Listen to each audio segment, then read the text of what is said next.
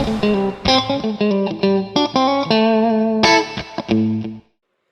I'm Nate Adams, often known as Nate the House Whisperer, and welcome to the fourth part of the Electrify Everything course, where we're going to be talking about how to electrify everything but HVAC. So this is your cars, this is the stove, water heaters, dryers, and fireplaces, which I get asked about quite a bit, and there actually is a nice solution for that's actually nice year-round, not just when it's cold out. So here we are. This is the syllabus. So we are now on the fourth part. The fifth part has a lot to it, and hopefully you're enjoying the course thus far. All right, so key thing about everything but HVAC is they are all self-contained systems. So like your car, you don't have to go take parts out of the car and put it into your next one. There's nothing that transfers. You go, you trade one in, you buy another one, you bring it home. Complete system. Stove, same things. You change them out. Water heaters, you change them out. Dryers, you change them out. Fireplaces, you could argue that, but you know, if you're talking an insert or something like that, that gets changed out. So these are all self-contained systems, which means you can do them anytime. So the HVAC requires a lot of planning and thought, but these other ones, really not that hard. And the curse of HVAC is that it's a system in a system of systems, otherwise known as your house. So that's part of what makes it so stinking challenging, particularly if you live in a climate that has any kind of winter at all. All right, so let's start with cars. So when you're thinking about charging a car, the easiest way to think about how fast you can charge it is in miles per hour. So if you are looking at a 110 charger, which is what every EV comes with, it'll come with a little onboard charger for that, so you can plug it in anywhere. Those will charge somewhere between 2 and 4 miles per hour. So if you leave it plugged in all day, you're looking at something like 50 to 100 miles of charge per day. That might be okay, but in general, you're going to want to look at a 220 charger. And by the way, if you go to a Tesla supercharger, they are up into the 1,000 miles per hour range, which means basically you can get an 80% charge in a matter of 10 or 20 minutes. So that's nice when you're on the road because it's not that much longer than a gas station stop is now. In fact, my partner took a trip down to Florida and back in his Model 3, and he said never once did he wait on the car. By the time he went to take a pee and get some food, the car was ready by the time he got back. So fast chargers can be good. At home, you're not going to get anything that's that fast, but you might be able to get to the 20 or 30 miles per hour range. And at that point, that's pretty quick. You know, you should be home long enough to get a charge, particularly overnight. So as far as infrastructure goes, these are the two main options. You can do just a 50 amp outlet and plug into that, or you can do a 100 amp sub panel. My recommendation, if there's any reason at all, like if you're already running the wire, do the sub panel. They aren't that expensive. You're only talking another 100 or 150 bucks in parts. So if you do a sub panel, you're set for the future. If you want to put more chargers in, you've got all the capacity you need there. So 100 amps will easily charge 3 cars, no problem at all. And it'll charge them fairly fast. So 100 amp sub panel is the best way to go. If you have a 100 amp service right now, you may be able to reuse it, so it's worth asking about. Although, again, they're not that expensive. It's more about the labor cost and the wire cost to do it. Now, once you have your infrastructure in place, you have to decide on your charger. So on the left, you have portable chargers. You probably got a 110 charger with your car. The 220 chargers can be nice to have. They're not super expensive. They're in the couple $100 range. This is what I have for my Chevy Volt, well, before I sold it. But that can be nice, and you can take it with you. So if you bring a couple of pigtails, if you need to charge at a friend's house, if you've got enough wire and you have a couple of pigtails, meaning different ends that you can plug in, you can plug it into a dryer outlet at a friend's house and you can charge up. So that's one option. The other one is a permanent charger. And so I have a number of clients that have done that. I personally just like to have the portable charger. And then if I need to take it with me, I just take it with me. All right, next up is stoves. The place to begin is an induction hot plate. And I chose this picture on purpose because this is for real. Induction does not work like traditional electric. So traditional electric stoves, it's just resistance heat. It's just plain old throw energy at it. Uh, and so the burners heat up, and those in turn heat up the pans. Now, induction works differently. It works on magnetism. So you have to have a pan that a magnet sticks to. So if you're wondering if your pans will work, find a magnet, stick it to it. If it sticks, you're good, and if it doesn't, you need new pans. But if you start with a hot plate, you're going to see just this. It only heats the pan. So you can actually put your fingers right next to a pot of boiling water and not burn them, as long as it's happened quickly, because the heat will eventually come through the surface. But it's not resistance strictly. But a hot plate is the place to start.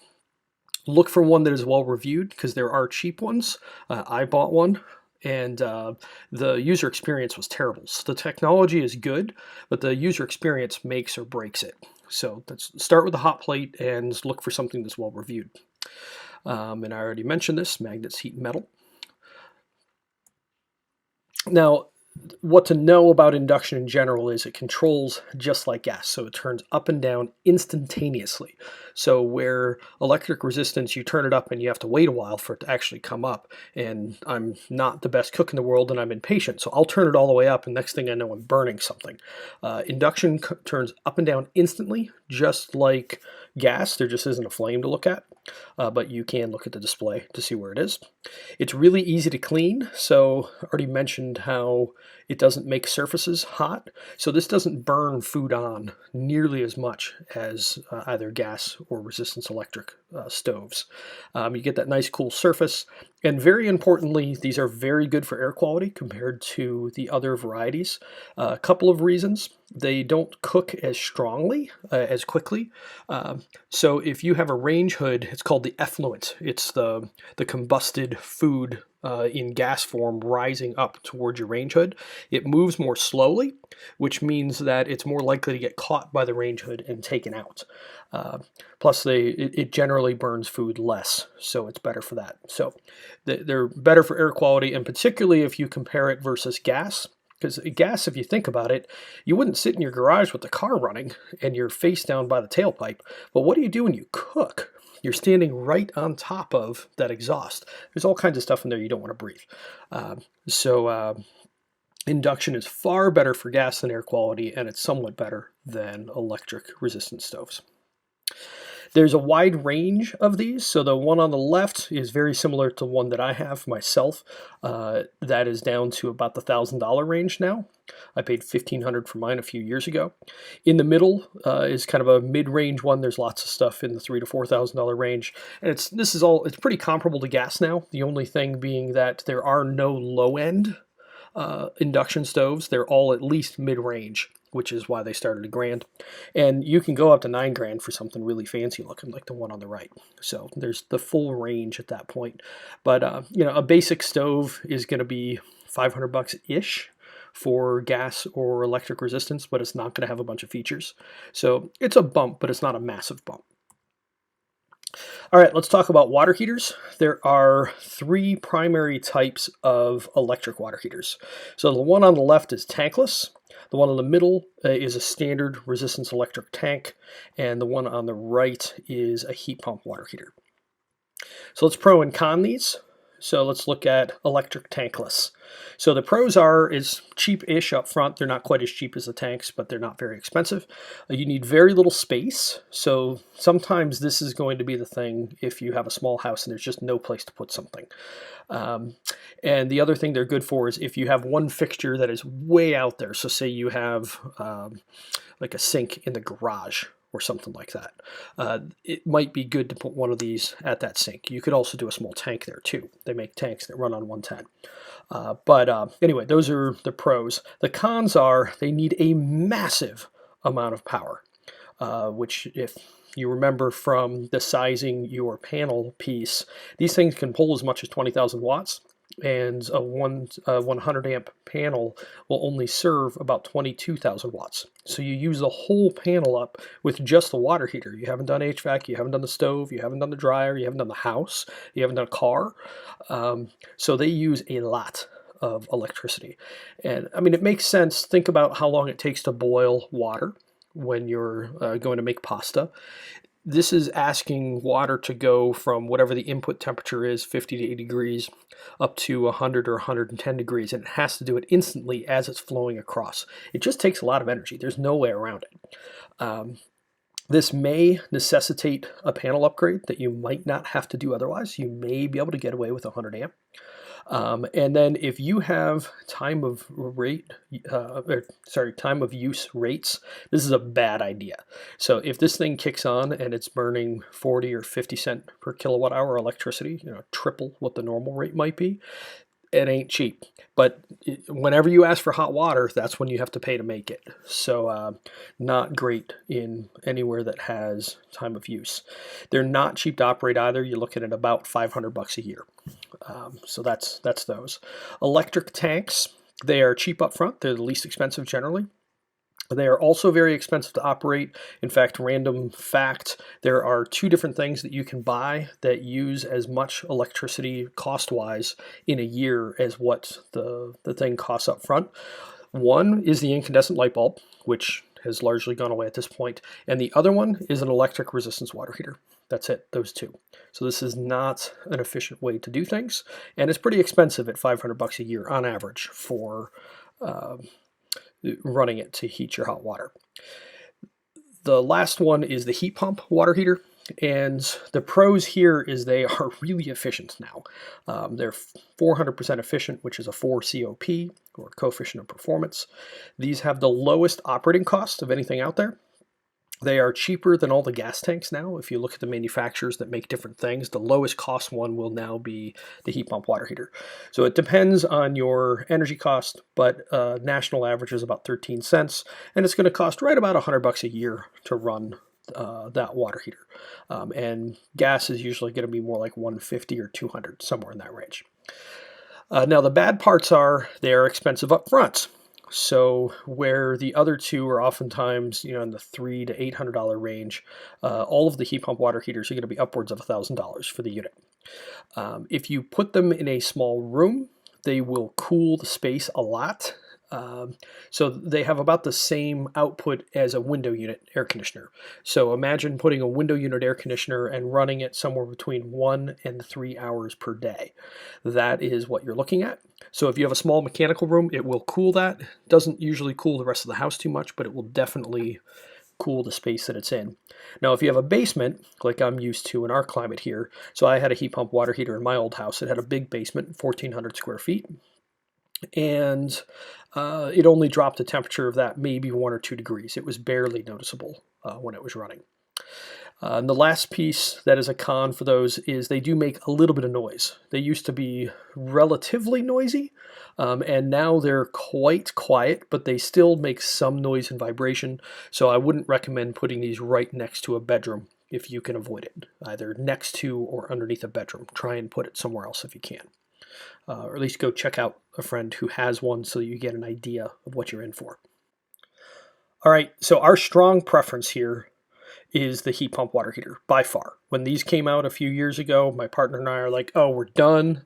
This solves all kinds of problems. We're good. We're moving forward with life.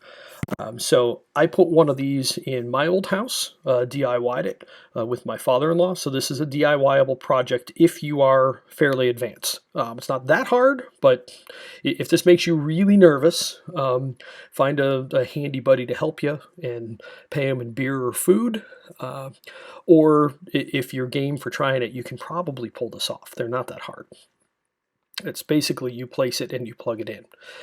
So what you need technically for these is a 30 amp breaker, so dual pole breaker, and a 10-3 wire. So that is for the resistance electric backup. So if you see this right here and right here, these are the resistance coils in the unit, and on the top here is the heat pump. So it's a standard resistance electric water heater with a heat pump on top. So if the heat pump does ever fail, it's still an electric water heater. So it may not be cheap to operate, but you still have hot water. Same reason we like resistance backup for space heating. So anyway, This can be a little bit difficult to get contractors to install sometimes. They'll oftentimes be afraid of it and be really nervous. So you may hire an electrician and a plumber separately to do this. So you might buy the tank, hire an electrician to run the wire, hire a plumber to actually plumb the thing in. So that may be something worth considering. Now, that will likely save you a good chunk of money, but you won't get a warranty. At least not a labor warranty. So be aware of that. When it comes to operating it, we recommend setting these all the way up to 140 degrees. 140 degree water, if you've got 50 gallons of it. I haven't run the exact math, but it's probably somewhere between 80 and 100 gallons of 105 degree water, which is about what you shower with. And then you want to use a mixing valve, which adds in a little bit of cold water as it goes into the line, so that if you have little kids and they turn it all the way to hot, they don't burn themselves. And then so you don't burn yourself. Another nice thing about these is they don't need a flue because they don't burn anything. So if your water heater right now is on one side of the house because it needs to be there to be able to catch a chimney or some other kind of flue, but your bathroom is on the other side of the house, you can move it. These are very movable. You can put them wherever you want. One note, though, that I didn't put on the slide, you need a drain for them. They do a little bit of dehumidification, not a lot, but you do want to have them someplace where there is a drain. If your mechanical room is small, like I said, it will drop the temperature of a space. Can you duct it elsewhere? So like my house, we have a strange little house that is right on a river and it's on stilts. I've never seen any other one like this in the area here. And so we spray foamed our roof.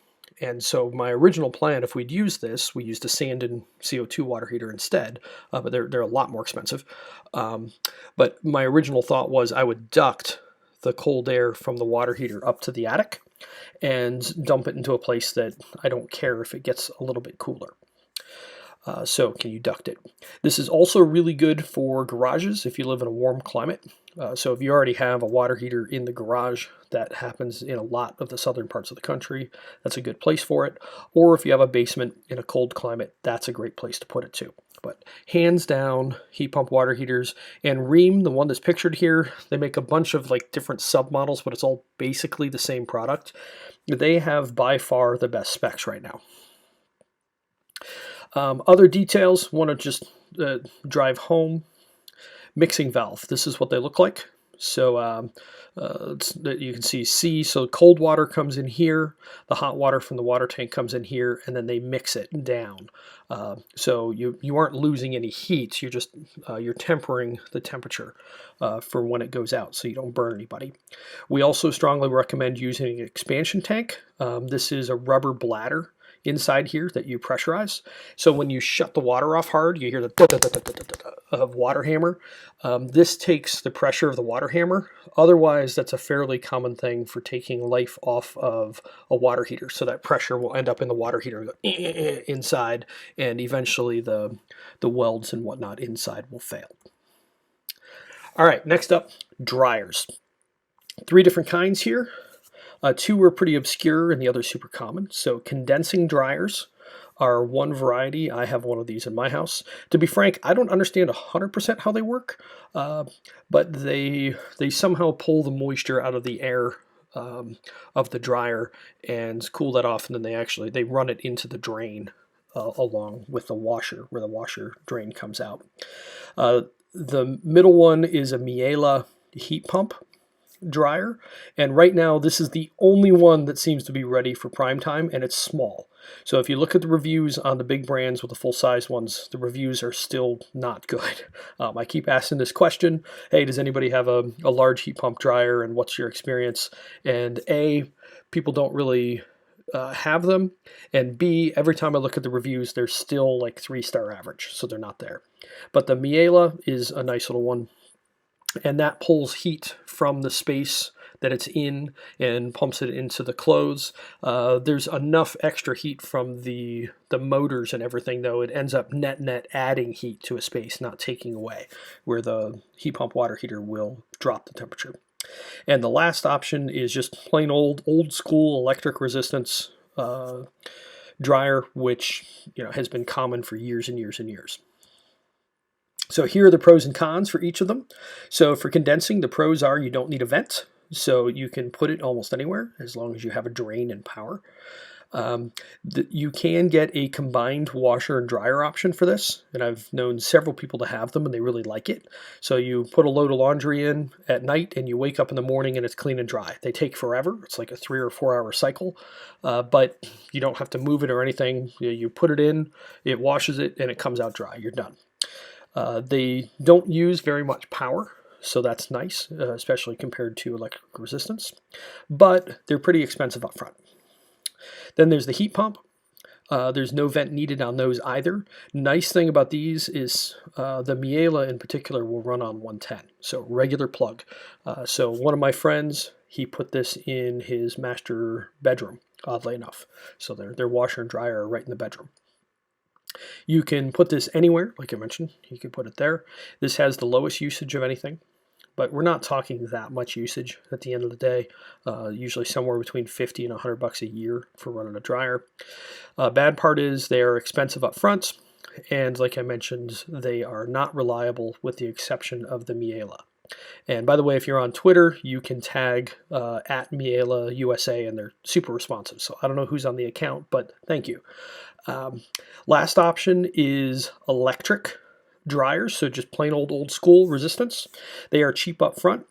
In fact, you can go get these used for $100 in a lot of places. I know I can around here because I bought one that way. They're typically pretty reliable. They're old school, and if you're mechanical at all, the things that break you can probably fix yourself. They do use more electricity than the other options, but again, for the most part, most families are looking at somewhere between 50 and $100 a year worth of electricity, which is, say, 300 to 900 kilowatt hours a year. So you have to ask yourself, is it worth chasing? And in fact, our preference is, while we like higher end stuff and just about everything, this we still recommend just go with the resistance dryer. There's very few issues with them. They're cheap. They're available. They don't require a lot of maintenance. Take the $500 to $2,000 that you're not spending here and put it somewhere else. So use that to get the heat pump water heater. Use that to bump how much, like what kind of HVAC you're getting. So if you're going from 2-stage to variable speed, use the money there. There's other places to use that budget. And then the last one is fireplaces. So just want to ask a question. Why do we use fireplaces? The biggest thing is usually for ambiance. When I ask this question, you want a nice feel in a room. And the second one is heat. But that is somewhat questionable because you need to be in a cold climate and it needs to be cold outside before you want to use them. And when it comes to standard wood-burning fireplaces, because they pull so much air out of the house when they burn, they actually remove 4 times as much heat from the house as they put into it. So if you're just talking an open wood-burning fireplace, they're horrible from an efficiency perspective. So you have to ask yourself, are they actually helpful on the heat side? Now, there's one specific product we like for this. It's called the Optimist, and that's how it's spelled, with a Y in mist. So this looks like fire. Like it's shockingly realistic. You can begin to see that it's not fire when you are right on top of it. But even from a few feet away, it looks like fire. You can run this year-round, regardless of your climate, so you get your nice ambiance all the time. And some models have heat. There's not a lot of them, but a few do. So that is how to electrify everything but HVAC. So just to review, cars, put a 100 amp sub panel in your garage if you can. Stoves, start with an induction hot plate, then move to an induction stove. Water heaters, use the heat pump water heater. Dryer, we lean strongly towards the resistance electric dryer, just old school. And fireplaces, look at Optimist. And all of these things will give you a nice experience, and they will be electric, so you can get rid of that gas meter. So that's part 4 of the Electrify Everything course. So if somebody happened to send you here and you have not signed up to take the rest of the course, I will put a link below where you can go sign up and you can get the rest of the Electrify Everything course. And thank you so much for watching. If you got value from this, I will also put a Buy Me a Beer link underneath. You don't need to feel like you do, but if you got value, please send some to me. And good luck as you work on electrifying your house, and I'll see you in the next section where we will finally begin to talk about HVAC. Have a great day. I'm Nate Adams. Bye-bye.